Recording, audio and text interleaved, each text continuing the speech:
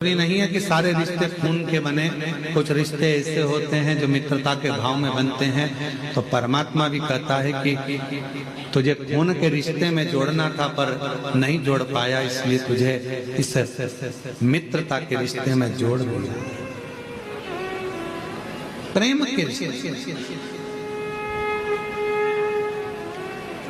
और नहीं तो अपना रिश्ता होने के बाद भी भगवान शिव कहीं ना कहीं द्रोह उत्पन्न हो जाता है किसी।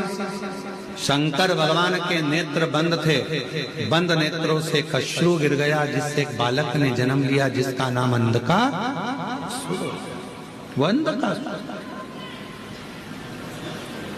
अब बालक अंधकासुर का जन्म हुआ। जब बालक गोदी में आया, पार्वती जी ने उसको गोदी में लिया और गोदी में लेकर माँ पार्वती जी कहने लगी, ये आपके द्वारा निर्मित है, ये आपका पुत्र है। शिव जी कह रहे हैं मेरा पुत्र नहीं है, इसको तू समुद्र में फेंक दे। नेत्र बंद करने के बाद प्रकट हुआ। नेत्र को बंद करने के बाद ये जन्मा, इसको तो समुद्र में फेंक दे। पार्वती मैया उसको समुद्र में नहीं डालती, शिव जी उनको समझाते।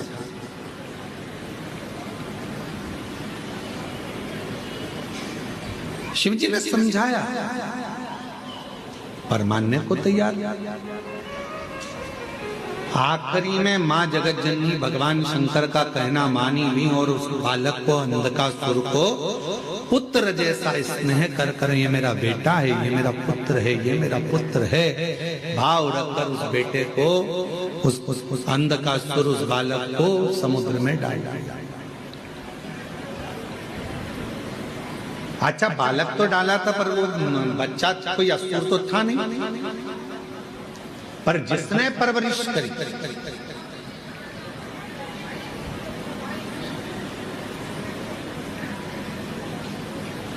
हिरण्याक्ष,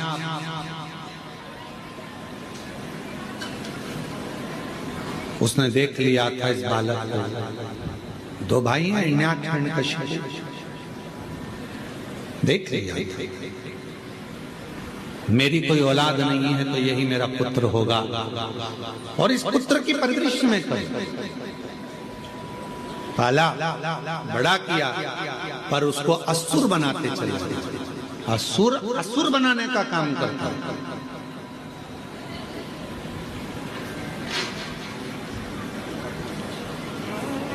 बहुत ध्यान देने वाला विषय है, थोड़ा सा ध्यान से सुनिएगा। कितने भी मित्र बनाओ, कितने भी दोस्त बनाओ, मना नहीं है, पर अपनी जिंदगी में एक मित्र ऐसा होना चाहिए जो शिव की आराधना करता हो, शिव की उपासना करता हो। अपनी लाइफ में, अपनी जिंदगी में एक मित्र ऐसा हो जो शंकर की आराधना करता है, शिवालय तक तुमको लेकर जाए, शिव महापुराण की कथा तक तुमको लेकर जाए, शिव की भक्ति में तुमको लेकर, चाहे फिर वो आपकी माता, चाहे फिर वो आपका पिता, चाहे आपकी बहन, चाहे आपका भाई, कोई एक पत्र अच्छा है।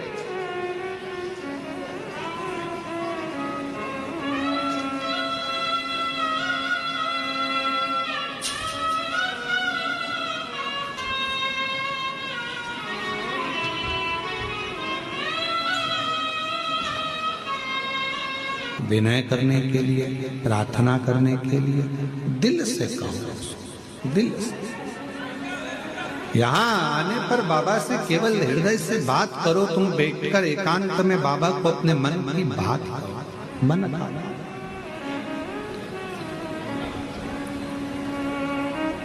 दिल से बोलो, बाबा को अपने मन का भाव प्रस्तुत करो दिल से। और जब आप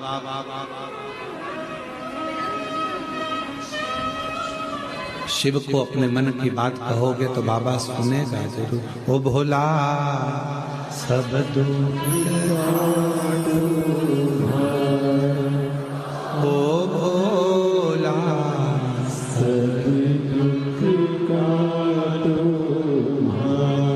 बाबा हमारी जीवन के के जितने दुख हैं, जितने कष्ट हैं, जितनी तकलीफ है, सब काट दिया, सब दुख।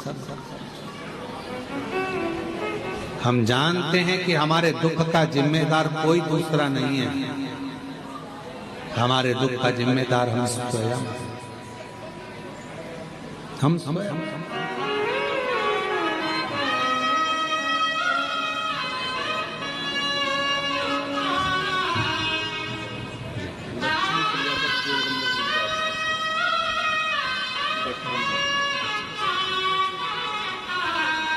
अब ठीक है, स्वास्थ्य वगैरह ठीक है,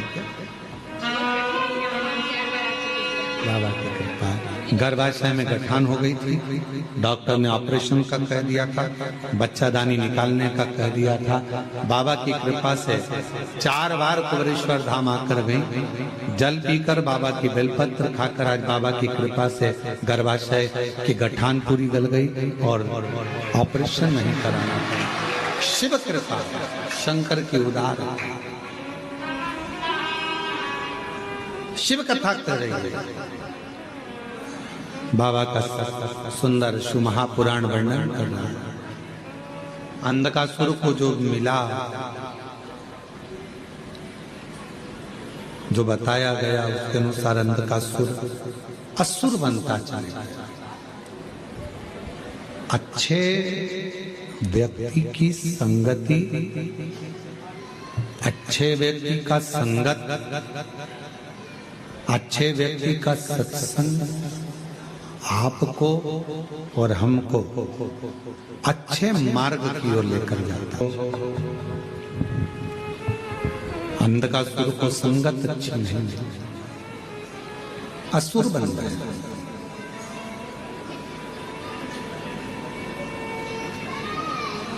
जब हिरण्याक्ष चला गया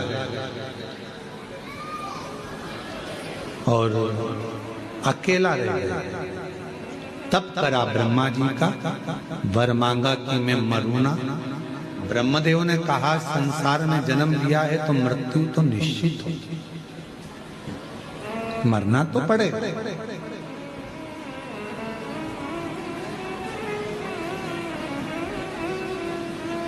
दुनिया में ऐसा कोई जन्म नहीं लिया जिसकी मृत्यु नहीं हुई, सबको मरना।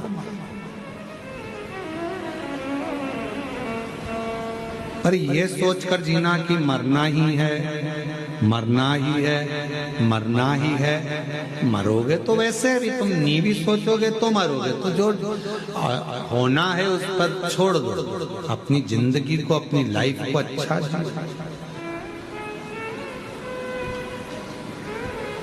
खूब मेहनत कर कर, खूब परिश्रम कर कर, खूब अच्छा कार्य कर कर, खूब आगे बढ़कर जियो।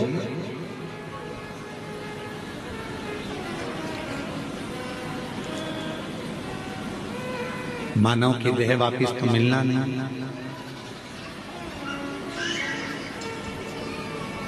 अगला जन्म कौन सा मिलेगा ये किसको मालूम है। कहने वाले कह देते हैं कि ऐसा करोगे तो ये जन्म मिलेगा, वैसा करोगे तो वो जन्म मिलेगा। जो बता रहे हैं उनसे पूछ के आओ, तुम ऊपर जाकर देख के आए। जो मर गए वो आकर नहीं बताते कि हम कौन से जन्म में। जो बता रहे हैं वो जाके नहीं आए। अच्छा कर्म करते, डरना मरना किसी से नहीं है, कर्म अच्छा कर। क्यों? क्योंकि कर्म का भोग तो परमात्मा को भी भोगना पड़ता है। भगवान राम जी ने छुपकर बाण मारा था बाली को। वो बाली द्वापर में जरा नाम का व्याघ्र बनकर आया और भगवान कृष्ण के पांव में बाण मारा। माता जानकी जी ने चिड़िया को कैद में रखा था, तो मां जानकी जी को भी कैद में रहना पड़ा।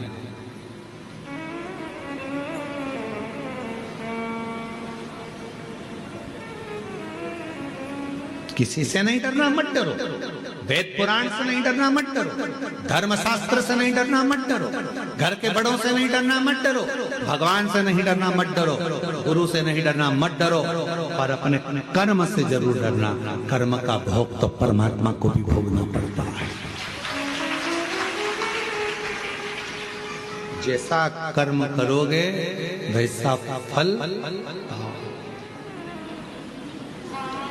भोगना पड़ेगा। इसलिए मत बुरे कर्म कर वरना पछताएगा।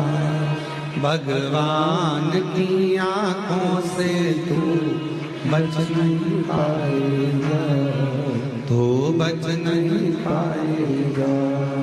अरे ओ अज्ञानी मत करना दानी, अरे ओ अज्ञानी मत करना दानी। तेरे कर्म का फल भी तो ही पाएगा, जैसा किया तूने तेरे आगे आएगा। मत बुरे कर्म कर बंदे वरना पछताएगा। भगवान की आंखों से तू बच नहीं पाएगा, तू बच नहीं पाएगा। जैसा कर्म करना है वैसा फल भोगना है।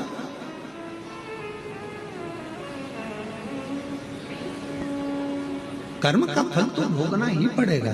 मनुष्य हो, गंधर्व हो, पशु हो, जीव हो, जंतु हो, जलचर हो, थलचर हो, वायुचर हो, सबको भोगो। सब और कुछ अच्छा कर जाओगे जिंदगी में तो अच्छा प्राप्त भी हो जाएगा। एक कथा आती है,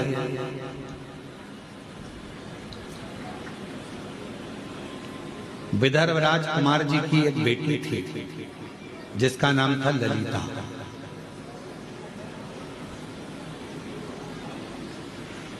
विदर्भ राज की एक बेटी थी जिसका नाम था ललिता। चारुधर्मा नाम के राजा के साथ उसका विवाह हुआ। चारुधर्मा की 100 पत्नी थी, 100 पत्नी। अब उन 100 पत्नियों में चारुधर्मा सबसे ज्यादा प्रेम अगर किसी से करता था तो वो ललिता से करता था।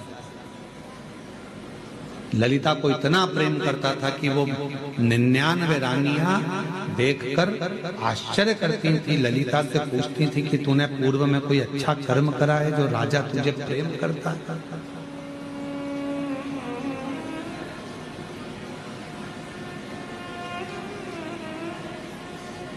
अग्नि पुराण का ये चरित्र है और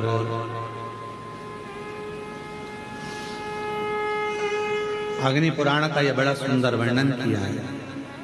ललिता, तूने पूर्व समय में कोई अच्छा काम किया है जिसके कारण राजा तुझे बहुत प्रेम करता है? ललिता जी ने पूछा, क्या बात क्या है? 99 रानियां कहने लगी, हमको तुमसे ईर्ष्या होने लगी है क्योंकि राजा तुमसे बहुत प्रेम करता है, बहुत।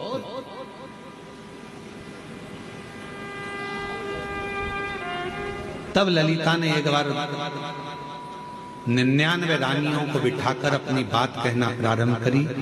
मैं नहीं जानती कि राजा मुझे क्यों प्रेम करता है, पर इतना मुझे पूर्व के जन्म का एक बात याद है कि मैं पूर्व के जन्म में एक चुईया थी। चुईया जानते हैं? एक होता चूहा और एक होती है छोटी सी चुईया। पूर्व जन्म में एक चुईया थी।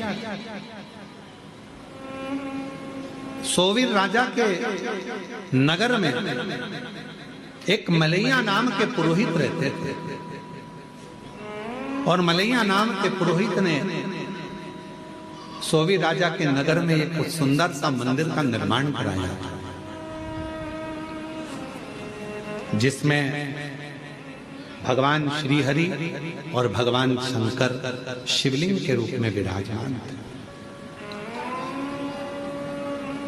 भगवान हरि भी थे, हर भी दोनों विराजमान। ना जाने में ना कौन सा पाप था जिसके कारण मुझे चुईया का जन्म मिला। मैं चुईया का जन्म पाई, ना जाने कौन सा पूर्व का मेरा पाप होगा जिसके कारण मुझे चुईया का जन्म मिला।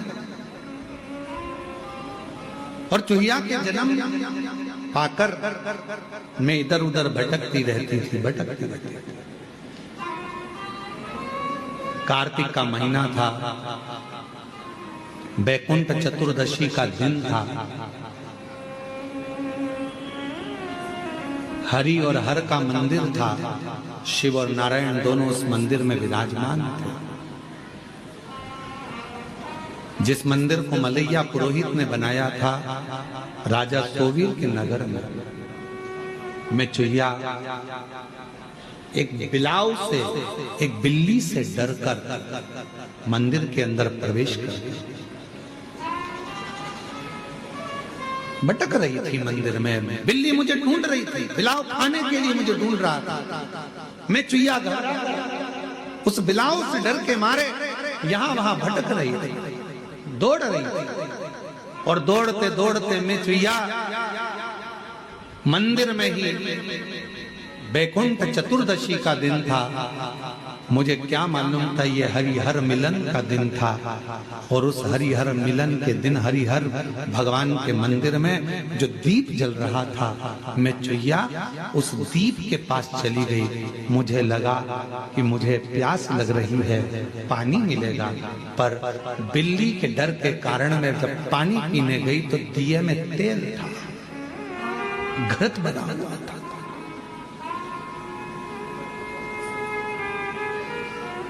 मेरे मुख लगने से पहले तो दिया बुझने की कतार पर था, पर मेरा मुख जैसे ही उस दिए की बाती को लगा, बाती थोड़ी सी आगे बढ़ गई और दिया अच्छे से जलने लगा। समय बीता और समय बीतने के बाद मेरे प्राण छूटे। जब मेरे प्राण छूटे तो मुझे क्या मालूम था कि बैकुंठ चतुर्दशी के दिन, हरिहर मिलन के दिन, हरिहर मिलन का दर्शन कर कर दीप की ज्योति को बढ़ाने के कारण मेरा जन्म विदर्भ राज के यहाँ बेटी के रूप में हो गया। विदर्भ राज के घर में मैं ललिता बनकर जन्म ले ली, ललिता बनकर।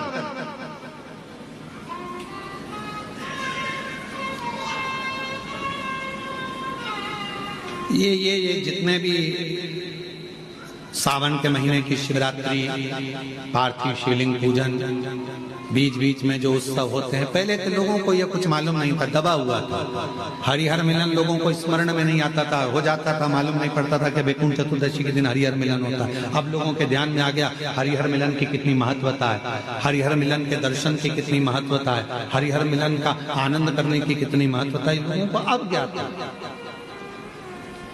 दीपदान की कितनी महत्वता है बैकुंठ चतुर्दशी के दिन। शिव मंदिर में जाकर क्यों दिया जलाया जाता है बैकुंठ चतुर्दशी के दिन, उसकी कितनी बात। मैं